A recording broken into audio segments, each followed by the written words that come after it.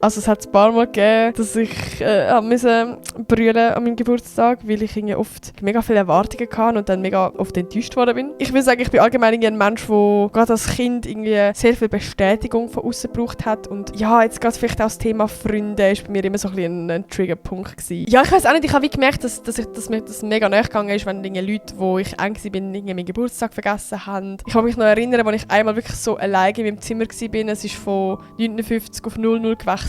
Und irgendwie meine Erwartungshaltung war so, dass mir jetzt jemand so schreibt. Und ich habe wie so gewartet. Die ganze Zeit wieder aufs Handy geschaut, wieder aufs Handy geschaut, wieder aufs Handy geschaut.